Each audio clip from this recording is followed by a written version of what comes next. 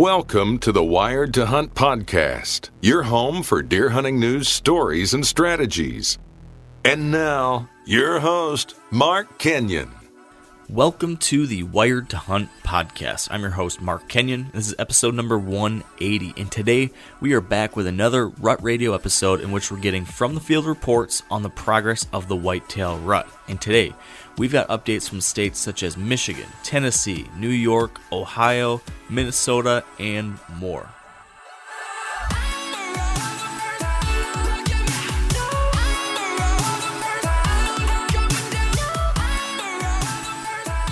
All right, welcome to the Wired to Hunt podcast brought to you by Sitka Gear. And I'm excited to say that sweet November is here.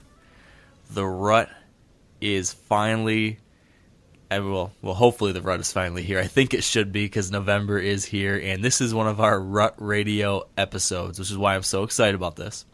And if you're not familiar, on each of our Rut Radio episodes, we chat with a handful of different hunters from all across the country to hear about current deer behavior, current conditions, the progress of the rut, different things like that, to find out what's happening right now and what we as deer hunters should be doing right now as well. So that's what we've been doing since the beginning of the hunting season, and now it is November, and the Rut Radio, I think the whole idea we had here is really going to be, I think, exceptionally helpful as we're trying to track that progress of what's happening across the country, what's happening in our neck of the woods.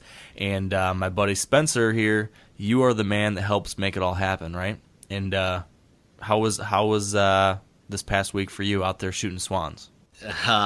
Just a lot of shooting swans. That's it. Yeah. I am still on the sidelines until we hit November as far as deer hunting, so I got to pass time in other ways, and that has been tundra swan hunting and waterfowl hunting. Do you regret filling your tag so early? Now you're missing out on the pre-rut and all this good stuff? Sometimes, and then I see that it's snowing out and 35-mile-an-hour winds. I'm like, this is okay. I'm all right. Yeah. Not to mention the deer you shot was decent, right? It was okay. Yeah, that makes it easy to cope with, too. Yeah, that's good. That's good. Well, have you been hearing anything about what's happening in South Dakota, or have you noticed anything out driving around or trail cams? Do you have a Rut Radio report of any sort? Yeah, so both of those things you just mentioned, I have spent a lot of time checking cameras and just out glassing, because I do have a rifle tag that comes up in about 3 weeks for this area, so I'm still interested in what the deer are doing. But trail cameras, number one thing is scrapes right now. They are on fire, and we're getting some daylight movement on them as well. I don't know how long that'll last, that scrapes will be that productive, but right now is a good time. And then just movement. I've been seeing a lot more movement in the mornings when I'm out driving around. You'll see bucks hanging out in cut bean fields at sunrise, which is a week ago, unheard of for the most part. Yeah. Yeah, I feel like we're seeing similar things in my neck of the woods, too. I've been hunting for the last week. Most of that time has been in Michigan, although I spent 2.5 days down in southern Ohio, too. And in Michigan, it's been a little bit slower than I was expecting. We had that great cold front that hit last week that we talked about. And I just, in my spots, I didn't see the increased activity I was expecting. I still don't have any daylight photos of any mature bucks or Holyfield. Still haven't seen him. Well, I still hadn't seen him until a little something that happened tonight. But the only thing I'd seen otherwise had been some 2-year-olds and 1.5-year-olds bumping a few does around, but pretty minimal on that front. So that said, I think things are starting to shift. Tonight I did see another 2.5-year-old chasing, and I'm going to keep this minimal because I'll go into the whole story in the next episode of the podcast. But I'll throw a little teaser out. I think, have an encounter with Holyfield tonight. It was very, very brief. But in that brief few seconds, I'm about 90% sure I did see him tonight during daylight, couple hours before dark. So that's a really good sign of hopefully much more or many more good things to come here soon. Who is Holyfield again? He's this one buck that I kind of have been hunting for a little while. That probably everybody listening to the podcast is just sick of hearing about. So I just need to get that hunt done and over with so people can move on to something more interesting, I think. That's right. But that's Michigan, and am I allowed to give an Ohio rut report, even though that's not my home state? Yeah, we will hear some more Ohio later, but let's compare your report to theirs. All right, so my little Cliff Notes version of the Ohio rut report from what I was seeing I was seeing some cruising bucks. I had one evening where I saw 3 different bucks cruising, all probably 3-year-olds or older. And then yesterday morning I saw a 3 or 4-year-old buck cruising late in the morning. A pretty nice buck that I passed on. So that was good to see. Decent bucks up on their feet, moving. The first night it was probably I saw the first one about an hour before dark, and then the second 2 around half hour before dark. And then that buck I passed yesterday, that was a couple hours after daylight. He was still on his feet moving around. So I think that makes sense. This is kind of that time of year where you're seeing those bucks cruising around late in the morning, checking doe bedding areas and everything. And that was exactly where I was at. I was tight to a thick, nasty patch of cover that lots of does tend to bed in. And he was cruising through there, checking it out. So that kind of is exactly what you'd expect to see. So that was basically the extent of what was going on for me. I do have a mature buck on trail camera in daylight down there. Twice in the last week I had him. So that's another sign of these deer starting to get a little more active. And let me take that back. There was another picture of him during daylight. The timestamp was wrong on the camera, so I'm not exactly sure when it was. But I'm pretty sure it was within the last week and a half if I tried to backdate it. So yeah, that's a good sign. Yeah, and the best sign for me that the rut is here is that it is really hard to get people on the phone because everybody is either in a tree stand or on their way to a tree stand. Yeah. But who we did connect with this week was David Giarizzo with Tag and Brag in New York, and then Byron Horton with the Whitetail Experience in Ohio. Then we have Jeff Simpson with Sitka Gear in Kansas. Then we have Jake Terry, an outdoor photographer from Tennessee. And then we talked to Alex Comstock of Whitetail DNA in Minnesota. Excellent. Well, sounds like a good slate of states for us to cover. I'm interested to hear what everyone's seeing. Any big takeaways after you've talked with everybody now? Or are you going to make us wait? Well, another thing to listen for this week, I guess, is besides the regular questions on a scale of 1 to 10 thing, I also asked everybody what their ideal setup is for this coming weekend in a hypothetical where we get a cold front and there's a north wind on November 4th, a Saturday. What is your ideal rut setup? And I think that's fun to hear because I have in my head what my ideal rut setup is, and I think a lot of people envision their own, what tree they want to be in. So it was fun to hear what these 5 had to say. What would you say your ideal rut setup is, ignoring that Holyfield is in the picture? If you were hunting Ohio right now or anything else in Michigan that wasn't Holyfield specific, what would be your ideal November 4 hunt look like? Well, in a perfect world, I'd like to be a morning hunt. I'd like to be tucked right up tight to the downwind side of a doe bedding area that also happens to be a bit of a pinch point. If you can get if you can get a terrain funnel of some sort. Oh geez, I'm knocking my mic around here. If you can get those two things combined, a little tightening down of cover or something like that to pinch down movement, and then also have that be downwind of doe bedding, that's an absolute dynamite rut hunting setup. So if I can try to think of a setup of my own like this, okay, I kind of do have a good setup like this.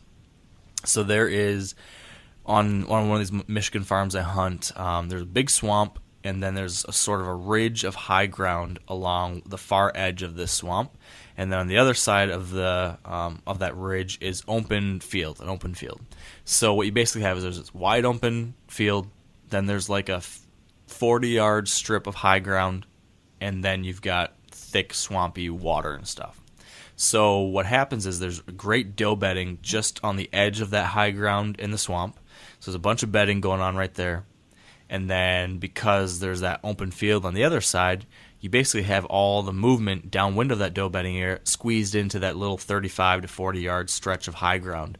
So I can hunt there with a west wind, so it blows from the doe bedding area out to me and out across that open field, and all these bucks come down and they start cruising that edge in the mornings when they're coming back, checking those bedding areas. And it's kind of a bulletproof set from a wind standpoint, because I can blow my wind straight onto that open field that very few deer are going into. And then, it's got both those two things going for it. It's got the doe bedding, and it funnels down that deer movement into a small area, so I can get a shot at basically anything that tries to go through there. So that's a spot I'm planning on hunting, over the next week and a half here or so, when I get that the wind I'm waiting for. So that's what I would go for. What would you do, Spencer? I would primarily focus on the same thing that you're looking for as far as doe bedding, but my setup would look like where I hunt, there's a horseshoe in the river, and at the back of the horseshoe is where a lot of the deer bed, but typically I don't push back there until November. So if it was coming up on November 4 for me and I still had a tag, I'd be hunting in the middle of that horseshoe where there's sure to be a lot of traffic, and likely try to stick it out all day if possible, but for sure there in the morning. And that's similar to what a lot of these guys are looking for. Two things: pinch points and does. So is a great thing to focus on, as we go into this weekend. Yeah, it's not, hunting the rut isn't rocket science. There's just a couple core things to think about, which we just talked about there. And then it's just a matter of, can you put in the time? Can you tough it out and be out there for long hours and just wait till the opportunity presents itself? So I think that's what we all got to do, right? Yeah, and unless you have another Don Higgins interview for this week, I think let's get into the podcast. Don is done shooting 200-inch bucks, so yes, let's carry on, and hopefully next week I'll have a good Holyfield story for you or something. All right, talk to you then, Mark. Before we get to our first update, though, let's pause to thank our sponsors at Sitka Gear. And for this week's Sitka story, we're joined by Sitka athlete Jeff Simpson, who tells us about a public land whitetail hunt where he tagged a booner while wearing his tennis shoes. It was a couple years back, I think it was November 18th actually, that I was out chasing. I had a couple big deer on trail camera that were actually on some public ground here in Kansas, and we've been waiting for a cold front to hit. It was staying pretty warm, but I was picking those two deer up quite a bit, and got up real early, headed out there. It was about a 3-hour drive to get out there. Got all the way to the point where I parked and started to get ready to walk in, and realized that I had forgotten my boots. I had all the gear in the world, of course, with Sitka to stay warm on a cold day, but lo and behold, I forgot my boots. But anyway, I slipped into the stand with the tennis shoes on, and I think I had my Fanatic bibs on and unzipped. And luckily for me, by the time I got up the tree and zipped my pants up, I had heard something and looked up and saw a doe kind of making its way to me, and right behind her was the buck I was chasing. So they came in nice and quick, and I was able to make a good shot. He ended up going down about 20 yards from my tree, and never even got to put my jacket on, but luckily my feet stayed warm, and everything else worked out pretty well. On Jeff's hunt, he was wearing Sitka's Fanatic system. If you'd like to create a Sitka story of your own, or to learn more about Sitka's technical hunting apparel, visit sitkagear.com. All right, and joining us on the line first is David Giarizzo in New York from Team Tag and Brag. Now, David, in New York, what would you say the buck activity has been lately on a scale of 1 to 10? Man, the buck activity probably about an 8. There's a lot of younger bucks cruising right now, and a lot of 2 and 3 year olds that that we're seeing that we don't typically see.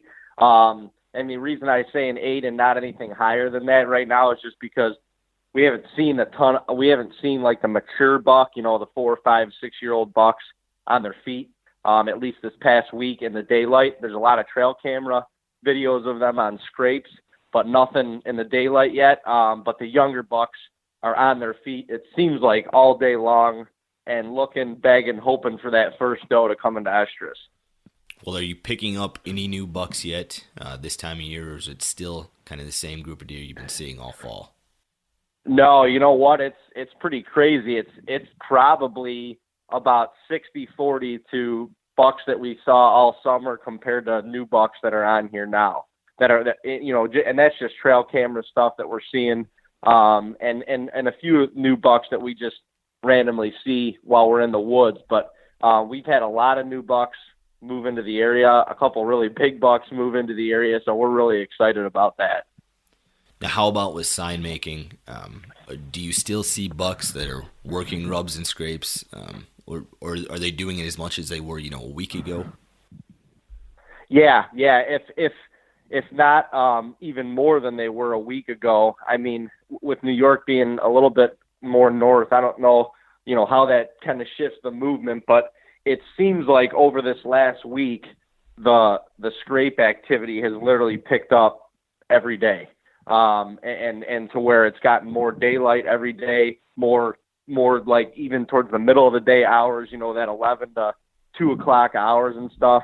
So yeah, the scrape activity right now, I think, is at its peak, at least by us up in New York. How about with the deer movement that you've been seeing in person? As far as, have you seen any bucks that are really dogging some does, or have you seen bucks fighting yet? Yeah, we've seen the bucks. If we're sitting on a food plot or even in the hardwoods, and there's 2 bucks, in the area together, they're banging horns together at least a little bit, and it really seems like the does are not ready at all, and the bucks are just literally begging for somebody to be ready. The bucks are chasing the does all over the place, tormenting the crap out of them, but there's none of the does are in estrus yet. So they'll kind of, check a group and run them around for 5-10 minutes, whatever, and then get lost and going to try and find another group. Or if we're on a food plot, they'll be running 5 or 6 around in one side of the food plot, and then all of a sudden, they'll move to the other just to see if anybody's ready yet. But the bucks seem to be ready, like beyond belief, and the does are not anywhere near yet. Let's talk about this coming weekend. That around that November 4th time period, let's say that we get a cold front and you are going to be in your absolute best stand. Tell me about that setup. What does your best rut setup look like? We've got this spot up in New York we call Four Corners, and it's kind of set up in the hardwoods up on the top of this ridge. And what I like about it is it's just a main travel area between bed and food, and it's kind of big picture. It's a huge travel area between the neighboring properties and ours. So what I like about it most is when you see the deer, you're not going to see them for a long time, but especially in the rut, if we got a cold front and a lot of these bucks are going to be on their feet, it is a major cruising area. We've seen a lot more activity in this last week in the hardwoods as opposed to sitting on the food plots like we were a little bit earlier in the season. So my perfect scenario is going to be up on that ridge, up on a big ridge where these deer are cruising back and forth, from bedding area to bedding area, just checking does. Well, going forward then in this next week or so, David, what do you think the buck activity is going to look on a scale of 1 to 10 in New York? I think this week coming up is going to be the best week of the year personally, because the bucks are not going to be like locked down chasing, but they are going to be like the energy is going to be ramped up for them to want to find a doe. And you may get, 1 or 2 of the does that are just starting to come in. So if you have a hot doe in the area, I think it's going to explode. I think the buck activity is going to ramp up more to like a 9, maybe even a 10. But this week of the season is my personal favorite week of the year, and based off of the interaction that we saw this past week, that's really been the most pre-rut activity that we've seen on our land up in New York probably ever. I have high anticipations going into this week. All right, David, we'll see you in your guys' trail cam pictures. I'm confident that Tag and Bragg will get something done. So good luck, and thanks for joining me. Thanks, Spencer. I appreciate you having us on. All right, and joining us on the line next out of Ohio is Byron Horton, the owner of Whitetail Experience. Now, Byron, in Ohio, what would you say the buck activity has been lately on a scale of 1 to 10? I'd say over the weekend we definitely got into the 6.5 range. We were starting to see morning movement on bucks when you're able to jump into bedding areas real early. Starting to see them kind of cruise around a little bit. Obviously, trail cam sightings, we're starting to get a few daytime photos. In the evenings, we're starting to see a lot of 2.5-year-olds starting to cruise. And obviously all of the smaller bucks are on their feet as well, looking lost and just looking for love. So any mature buck movement then out of Ohio there that you've witnessed? As far as personally, the best mature buck movement I saw was Saturday night, about 2 hours before sundown. I was getting into a set, and I actually had a doe blowing at me before I was able to get my standing sticks up. And she sat there and blew for, 3 to 5 minutes, just not getting my wind, but definitely saw me walking in. And sure enough, I saw a 3.5-year-old cross a ridge at about 60, 70 yards. No real concern for the threat she was seeing, but he knew there was a doe there, and he was definitely in to check her out. And he actually took off after her, her exit trail after everything kind of settled down. So that's kind of my first real good sighting of the year. Well, Byron, you hunt a lot of public ground there in Ohio, and how do things change for you come the rut on that public ground versus if you were hunting private? Yeah, the public ground, especially here, we've noticed in the last just few days, we're seeing a lot more license plates from out-of-state guys. We're seeing more tire tracks in and out of the common parking lot. So at this point, it's the years of scouting, knowing areas that don't get hit as often, and finding more of these overlooked type areas. Sometimes you got to go deeper. Sometimes you got to, I'm planning on taking a boat in this weekend. So trying to separate ourselves from the average individual.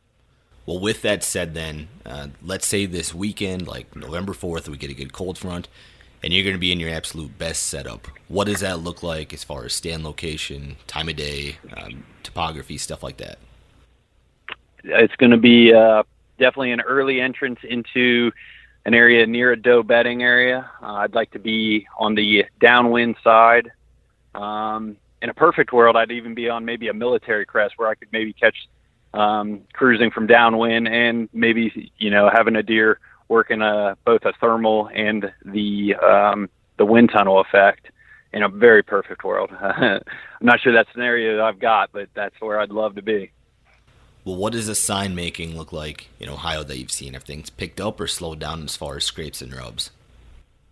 Scrapes are definitely a hot place to be. We're catching a few daytime trail cam picks on that end.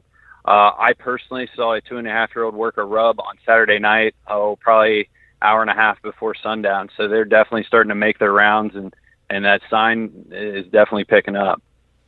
Well, you've referenced trail cameras a couple times. Where do you have them at now, and will that change anytime in these next couple weeks as far as trail cam location? Yeah, I've placed a few cameras, obviously, over scrapes in October. Some of the cameras we're pulling now have been placed in bedding area, in an entrance and access routes that we placed in August. And now on the first entry into those locations, we're pulling and seeing what may be using those areas over the October period. Going forward now in this next week or so, Byron, what do you think that buck activity is going to look like on a scale of 1 to 10 in Ohio? I think it's going to ramp up. We've got a couple of front systems pushing through, so temperatures are staying low. We've also got some precipitation, so deer do love to get up and move after those fronts come through. So I got to think we're going to get into the 7-8, some of the best activity of the year for sure. Well, good luck, Byron, in the Buckeye State, and I look forward to seeing some pictures from the whitetail experience. Absolutely. Thanks a lot, Spencer. All right, and joining us on the line next is Sitka athlete and Yeti athlete Jeff Simpson out of Kansas. Now, Jeff, in Kansas, what would you say the buck activity has been lately on a scale of 1 to 10? I'd have to go with probably a 6 right now. It's the time of year where we're all pretty excited. We've got some cold fronts moving in, but it's also warming up in the days in between. And it really depends on when you catch it. It can be really good, but it can also be really slow this time of year because one little thing that triggers them to lay down, and they typically will. So there's not a lot of hot does running around yet, if any. There's very few. So if they don't have a lot of reason to move around during the daylight hours right now because they know the main event's coming. So you think a good weather front right now would get them moving around a little more, though?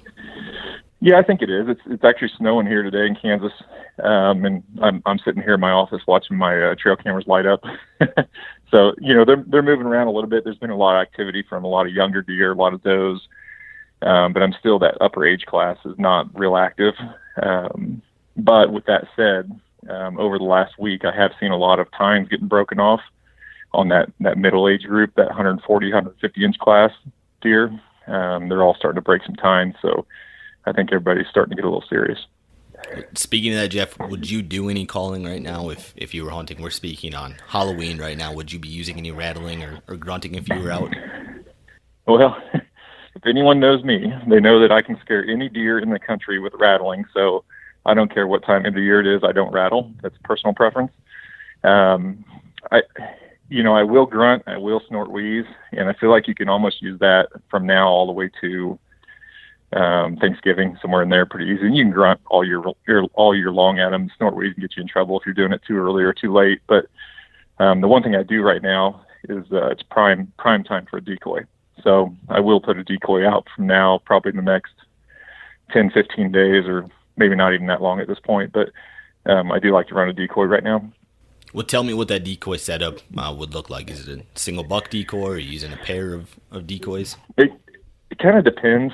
I like using a buck decoy, but a buck decoy can make and break you.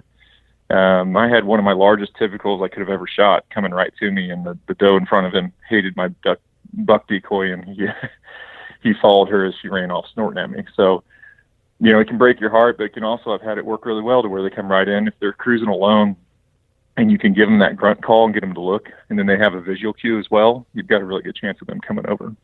Now, let's say we get a cold front this weekend, like on November 4th, and there's a 10-mile-an-hour north wind. Where are you going to be sitting, Jeff, and what does that setup look like? This time of year, pretty much all times of year. I'm a timber rat. I've only killed one or two deer on the edge of a field.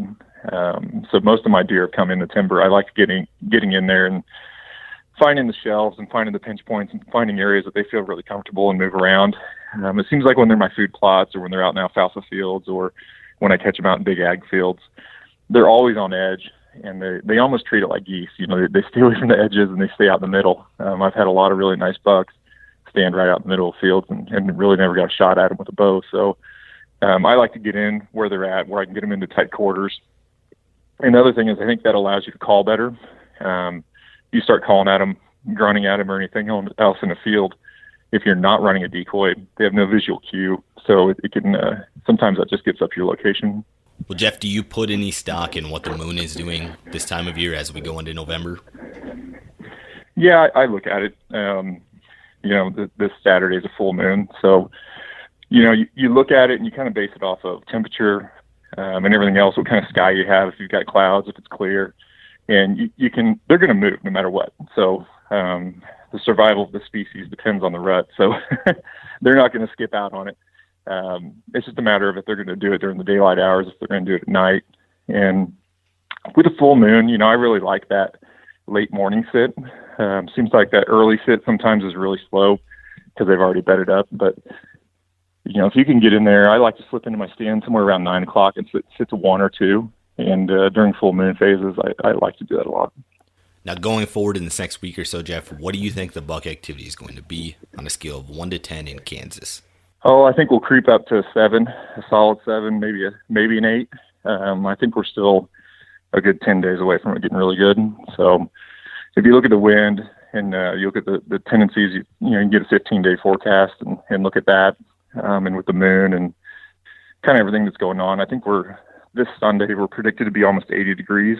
So it's going to shut everything off really bad. So it'll take a good 3 or 4 days of cold weather to kind of kick that back off. But once it gets going, I think it'll ramp up pretty quick. So I'd say next week we're looking okay. The week after that, we're probably looking really good. All right, Jeff. Well, I hope you get to spend more time in a tree and less time launching websites in these next couple of weeks, and good luck. That's why we're doing it today. Yeah, thank you. Bye. All right, and joining me on the line next is Jake Terry, an outdoor photographer from Tennessee. Now, Jake, in Tennessee, what would you say the buck activity has been lately on a scale of 1 to 10? Hey, Spencer, thanks for having me. I would have to rate the activity right at about a 7 right now. It's just jumped up to a 7 here lately, but I would have to go with 7. So in the last week here, what I've really been noticing, so we got a cold snap here in Middle Tennessee last week that put the lows down in the upper 30s. It had been pretty slow activity up until that point. This was about 5 days ago. The deer activity after that, of course, skyrocketed. That's when I started seeing new bucks on most of my cameras. Started getting daytime pics of lots of my younger bucks, 2.5 and 3.5-year-old deer, in the daytime on scrapes and scrape lines. Started seeing a lot of those newer bucks showing up. Still haven't had any of my shooters, but I would say older deer are still mostly nighttime activity. But that's kind of where I'm coming from the last 4 or 5 days, just going from that cold spell that happened last week really bumped it up to what I would call a 7. It's not prime yet, but it's really all the scrapes are wide open. A lot of buck activity. Just still those 3.5 and younger bucks, in my opinion, is kind of what I'm seeing. I've noticed the last 4 or 5 days out of stands, most of those younger bucks, those 2.5 and 3.5-year-old deer, are being super call responsive is one thing I'm seeing. So most of them definitely want to come inspect a grunt call right now. Seeing a lot of the smaller bucks. Of course, that's some of the smaller bucks have been pushing does around for probably 2 weeks now, but especially in the last 4 or 5 days, a lot of that happening. Let's talk about those scrape lines for a minute. You said they're really starting to open up, and are those like field edge scrapes, or are you seeing some stuff along pinch points in the timber? Or what is I've really been seeing the field edge scrapes. For some time. Those are the ones that seems like you'll always notice first. But going into some of those little deeper areas, those pinch points, and kind of surrounding those bedding areas without going too far into them. I've got some cell cams and things hung over some of those scrapes in those wooded areas, and starting to see a lot of that daylight activity in the woods. I'm not necessarily seeing that daylight activity on those field edges yet. Still a lot of nighttime activity on those, and newer bucks are showing up on those scrapes. But I'm still seeing, most of that in timber, and whether, it be pinch points are kind of the edges of thick cover where it opens into, some prettier hardwoods that have a lot of acorns right now. Well, Jake, let's talk about this coming weekend. Let's say we get a cold snap and, there's a north wind on like November 4th.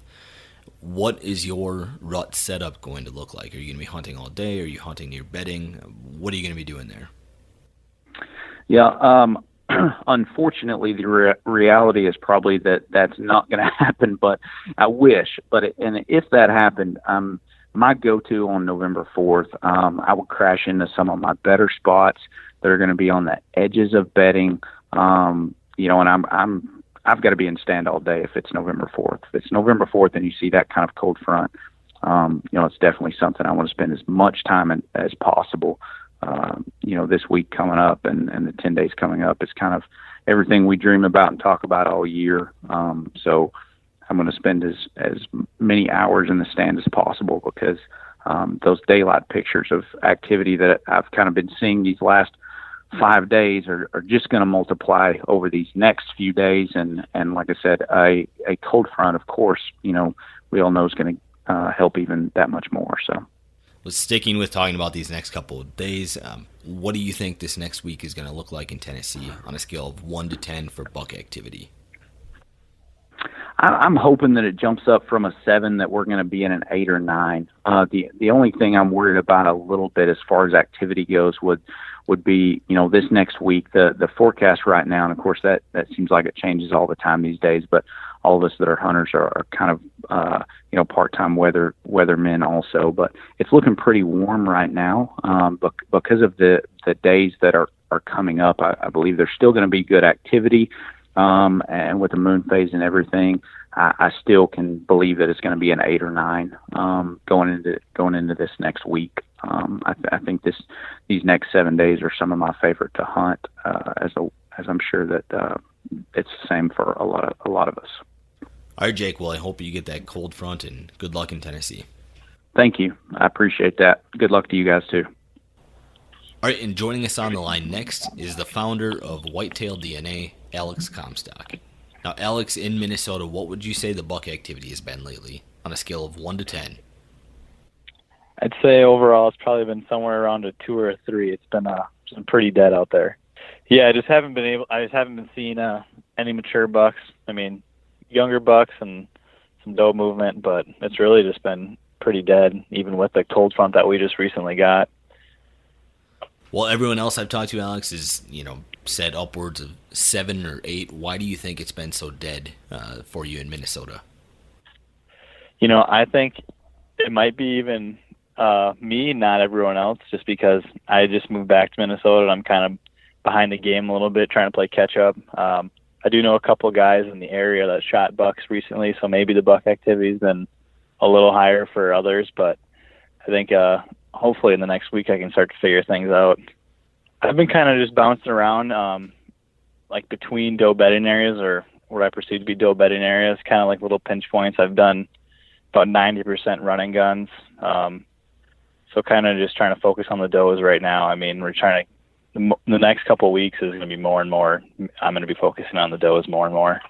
All right, Alex, well, I know you've been hunting 2 very different setups, one of them being the big woods, the other one some urban hunts. How are those different for you here at the end of October?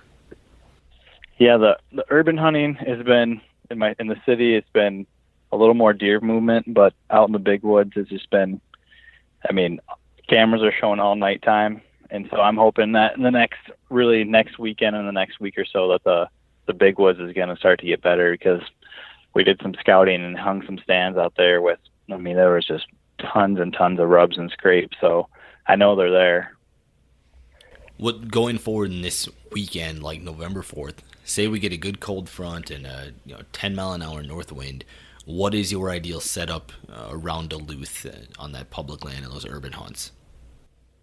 I'm going to try to get between 2 doe bedding areas and some type of funnel or pinch point where I'm perceiving bucks to be traveling, trying to check out going from one bedding area to the next, and I'd buckle in and just sit all day. Yeah, I think what sometimes people just forget about is really the does drive the rut. I know a few guys that are asking me that, they haven't had any mature buck pictures and where should they hunt, and I always say just where the does are, the bucks are going to be, especially in the next couple of weeks. So that'd be like my big thing.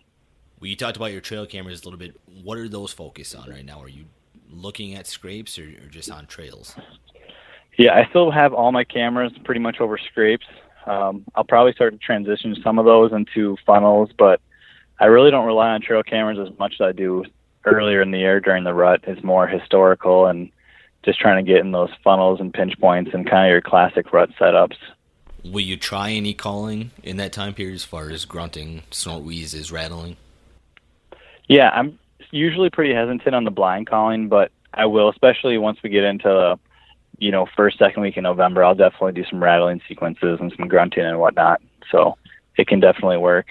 Well, going forward in early November here, what do you think that buck activity is going to be on a scale of 1 to 10 in Minnesota? I hope in this next first week or so of November we can get it up to a 6 or 7, or at least what I'm seeing. I think temperatures are supposed to be staying cold.